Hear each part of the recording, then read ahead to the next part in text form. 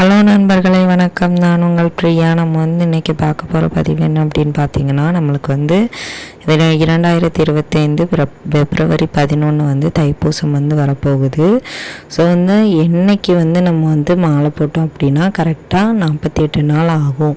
ஒரு சில பேருக்கு இப்போ 26ஆம் தேதி மாலை போட்டோம் அப்படின்னா எல்லாருக்குமே கரெக்டாக 48 நாள் 11ஆம் தேதி ஆகும்போது வந்துடும் சொல்கிறாங்க.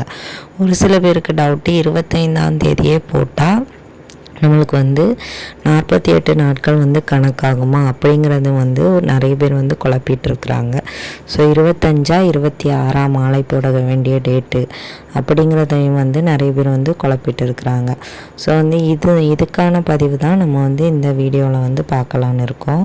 ஸோ இந்த தைப்பூசங்கிறதே நம்ம இந்த பூச நட்சத்திரத்தை அடிப்படையாக வச்சு தான் நம்ம இந்த தைப்பூச திருநாளை கொண்டாடிட்டு வரோம். இது எல்லாருக்குமே தெரியும்.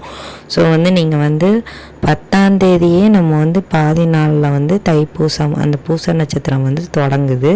அது 11ஆம் தேதி பாதி நேரத்தில் தான் அந்த பூச நட்சத்திரம் முடியுது. அதாவது 10ஆம் தேதி திங்கக்கிழமையே மாலை 7:30 தொடங்குது பூச நட்சத்திரம்.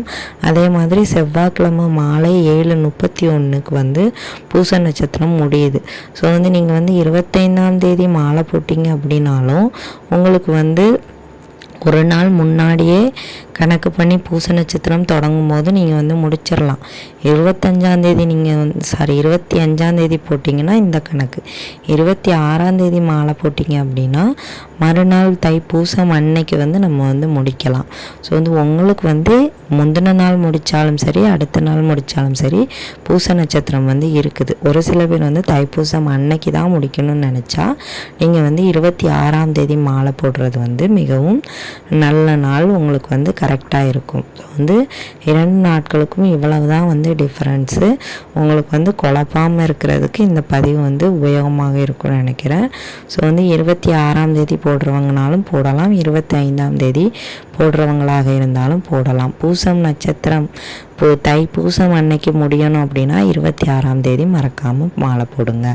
இந்த பதிவு உங்களுக்கு உபயோகமாக இருக்கும்னு நினைக்கிறேன். உபயோகமாக இருந்துச்சு அப்படின்னா மறக்காமல் லைக் பண்ணி ஷேர் பண்ணுங்கள். இந்த வீடியோவின் முழு பதிவை பார்த்ததற்கு மிக்க நன்றி.